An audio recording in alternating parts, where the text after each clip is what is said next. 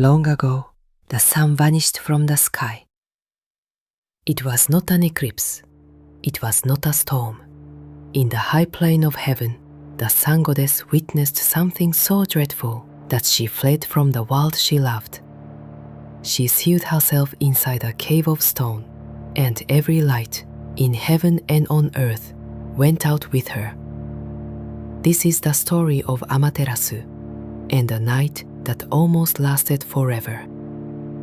This retelling is based directly on the Kojiki, Japan's oldest chronicle, compiled in the year 712, with some moments dramatized for a modern audience. I am a Japanese storyteller, and I return to the original text to bring its words and its world into English. In the age when gods still walk between heaven and earth, the high plane of heaven was ruled by Amaterasu, the goddess of the sun. Where her light fell, rice grew tall. In her palace, sacred weavers turned sunlight into the robes of the gods. Her light was not just brightness, it was order itself. She had a younger brother, Susanoo, god of storms and the raging sea.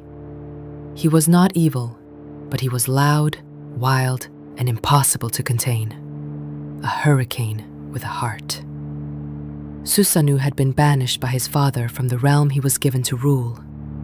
Before leaving for his mother's land, he climbed to heaven to say farewell to his sister. The mountains shook under his feet, rivers boiled. Amaterasu heard him coming and reached for her bow. "Is he here?" she asked. "To take my lands?" To prove his heart was pure, the two held a sacred contest, and from that contest, new gods were born. Susanoo declared himself the winner. The gentle goddesses born from his belongings, he said, were proof of his innocence. And that was the problem. His triumph made him wild beyond all restraint. He smashed the walls between the rice fields. He filled in the sacred irrigation ditches. He defiled the hall where the first fruits of harvest were offered. And Amaterasu herself made excuses for him. "He must only be drunk with joy," she said. "It will pass." It did not pass. Then came the day he went too far. Inside the sacred weaving hall, the heavenly maidens sat at their looms, weaving the garments of the gods. Susanoo tore a hole in the roof above them, and through that hole, he hurled the body of a flayed heavenly pony. One of the weavers sprang up in terror. She fell against her loom, and she died there, among the threads of the god's own garments. Amaterasu had tried to explain away the broken fields and the ruined halls, but at this sight, the Kojiki tells us, even the sun knew fear. She did not take revenge. She did something far more terrifying. She walked to the cave called Ama-no-Iwato, the heavenly rock door. She stepped inside, and she pulled the great stone shut behind her. The high plane of heaven went dark. The central land of reed plains, our world, went dark with it. Day did not come. It simply stopped coming. Rice withered in fields no one could see, and in that endless night, the Kojiki says, evil spirits woke and filled the world, their whispers buzzing in the dark like flies in a summer field. The gods now faced a simple truth. Without her, everything dies. 8 million gods gathered in the dry bed of the heavenly river. They did not reach for force. They reached for wisdom and turned to Omoikane, the god who gathers the thoughts of many minds into one. And Omoikane understood something the others did not. You cannot force the sun to return. You can only make her want to see the world again. The plan began. First, they gathered the long crowing roosters of the eternal night and set them crowing, the sound that calls the morning. They summoned the smith of heaven and forged a great mirror of sacred metal. They strung 500 curved jewels of magatama on long threads. They uprooted a whole sakaki tree, the sacred evergreen, and set it before the cave, hanging the mirror at its center and the jewels on its branches. And then, the final piece. Ami-no-Uzume stepped forward, the goddess whose dance was about to shake heaven with laughter.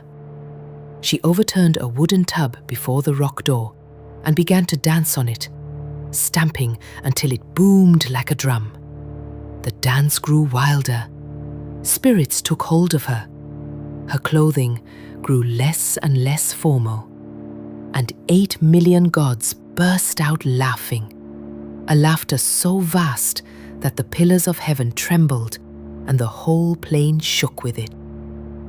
Inside the cave, Amaterasu sat in her own silence, and through the stone, she heard it. Laughter. It made no sense. The world outside should be dark, dying, weeping. Why were they laughing? She opened the rock door, just a crack.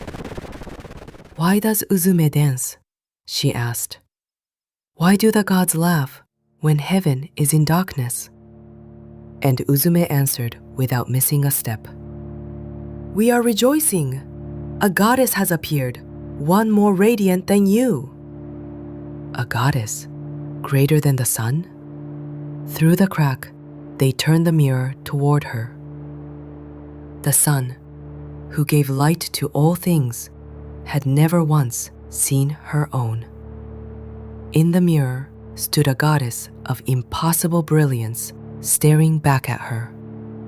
She leaned closer, one step, out of the shadow of the door, and a hand closed around her wrist. Pajikarao, the god of strength, had been hiding beside the entrance all along. He pulled the sun bodily out of the cave, and in the same breath, another god stretched a rope of twisted straw across the rock door behind her and spoke. You may go no further back than this. Light did not creep back into the world. It crashed back, over the rice fields, over the rivers, over the faces of 8 million weeping, laughing gods. Morning, the first in an age, had returned. As for Susanoo, the gods made him pay a heavy price for what he had done. They cut away his beard and his nails and cast him down from heaven. But his story was not over. Far below, in the land of Izumo, something with 8 heads was waiting for him. That story is next. This story appears in the Kojiki, Japan's oldest chronicle, compiled in the year 712. And here is what I love about it, reading it in the original Japanese. The gods never defeat the darkness with power. Not one sword is drawn. They win with craft, curiosity, and laughter. 3 things from this story are still alive in Japan today. The mirror that drew the sun out of the cave is traditionally linked to the sacred mirror of Ise Grand Shrine, one of the 3 sacred treasures of Japan. The rope they stretched across the cave, you have seen it. That twisted straw rope, the shimenawa, hangs at Shinto shrines all across Japan, marking the line between our world and theirs. And Uzume's wild dance is remembered as a mythic origin of kagura, one of Japan's oldest sacred performing arts, still danced at shrine festivals today. If you want to hear these stories the way Japan has told them for 13 centuries, subscribe. Next time, the fallen storm god meets the 8-headed dragon, Susanoo and the Yamata no Orochi.